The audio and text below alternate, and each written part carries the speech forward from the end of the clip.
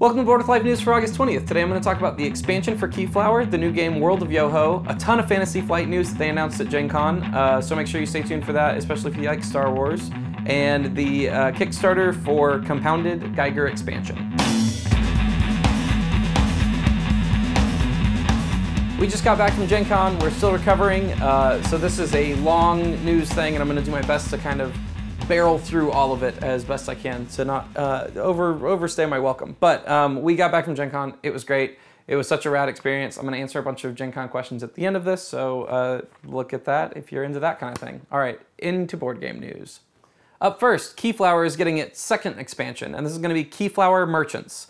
Keyflower is this awesome bidding, tile laying, pick up and deliver game, and this new expansion is for 2 to 6 players, but it says that it particularly enhances a 2-player experience, and it's going to have additional ways to score points and acquire resources. I'm a huge fan of Keyflower. I haven't played Keyflower nearly enough to feel like I need to expand it because that's already a pretty complex game, but if you have, then this is great news for you. On to World of Yo-Ho. This is a kind of novel idea for a board game, and it's a pretty integrated board game with app, phone, smart game thing that's kind of taking a little bit of hold recently, and a lot of people, there's been a lot of buzz about like kind of what's going to be the game that really hits home with integrating smartphones or tablets or things like that into board gaming. It's kind of an inevitable thing, I think, but it hasn't really been done in a great way yet. This one, basically, it's a game where you're pirates and you're going around this big map, and your phone is your ship. So your phone is like your player token that you're moving around the board. And when it comes in contact with another ship or whatever, you can have a ship battle, and you can program in like your moves that you're going to do in your phone secretly, and then you watch it play out across the two things. I don't know if this is it's very novel. I don't know if it works for me or not, because it's kind of like, then it's just playing a video game that you watch unfold, and I don't really care about like animated attacks and stuff in board games. But it's certainly interesting. I really like the idea of using the smartphone as kind of your player token, and we'll see where that goes. Now on to Fantasy Flight news, speaking of integrating technology into games. On the heels of their huge announcements before Gen Con with XCOM game and Star Wars Armada, they have released a ton of new things. I'm going to go real fast through these because there's a ton of them, and I'm skipping a lot of the news because there's a ton of it. Up first, XWing, the miniatures game, is getting a new faction. It's going to be Scum and Villainy. In addition to some kind of repainted alternate ships with different pilots, there are 3 new ships. There's the Star Viper, the M3A Interceptor, and the IG-2000. So that'll really kind of mix up the whole attack wing thing as it moves forward. Eldritch Horror has its first big box expansion. And this is Mountains of Madness because, you know, Fantasy Flight loves making sure that you never have enough space on your table to fit any Lovecraft game. You know, if you're a fan of Eldritch Horror, of course you're going to like that. It's following a lot of the same model as Arkham Horror, which is to say, ridiculous. But moving on. The big blockbuster news at Gen Con from Fantasy Flight Game was the announcement of Imperial Assault. This is basically Star Wars meets Descent. It makes a lot of sense to pair up your best license with your best-selling game. It's got that kind of dungeon crawly feel, but with Star Wars miniatures. There's a lot of kind of minor tweaks to the Descent system that they're using, so it's not exactly a clone, but it's basically Descent. Now, on to Kickstarter news. Compounded, the Geiger expansion, is up on Kickstarter now. Compounded is this really good set collection trading game, kind of with a chemistry theme by Daryl Lauder. And the Geiger expansion adds radioactive elements and compounds.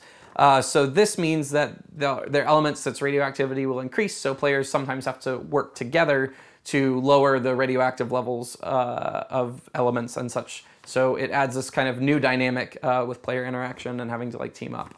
Right now on Kickstarter, it's $20 for just the expansion, $40 for just Compounded, or $60 for the base game and the expansion, and you get another mini expansion with that if you do that. Highly recommend you back this one. Okay.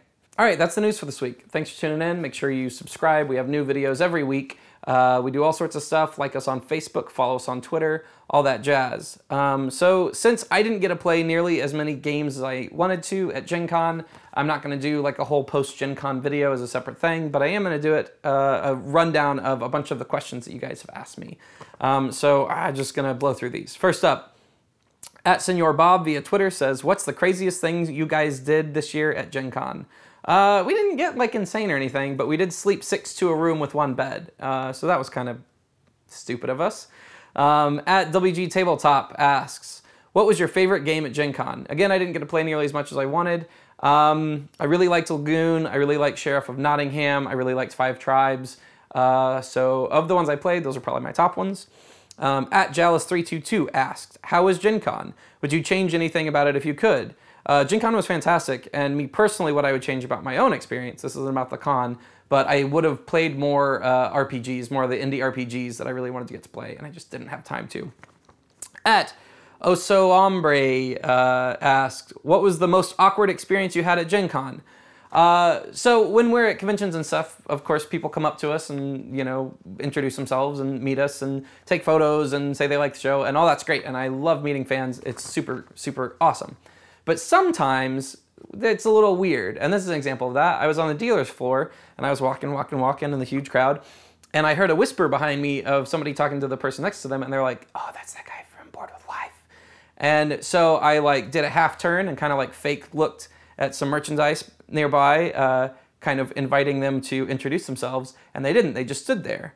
So then I was like, well, it'd be weird if I introduced myself, like, just to a random person going like, hey man, I'm that guy from Board with Life, what's up?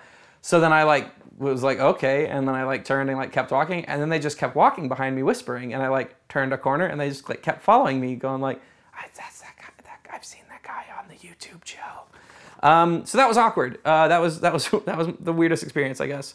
At Michael DHM asks, how many hours of sleep did you log at Gen Con total?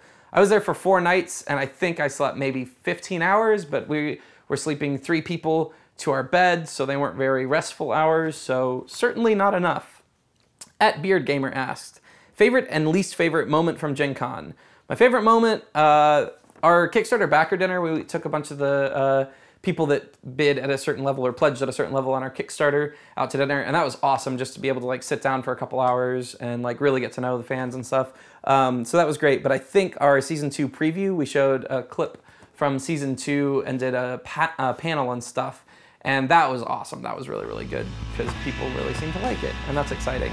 And then at 87M asked, what was your favorite thing I did while you were hanging out with me? That's Adam McIver, the designer of Coinage, and super cool dude. And I couldn't think of anything. All right, Adam, you didn't do a single thing that was that I enjoyed. So sorry. Thanks for tuning in, guys. See you next week.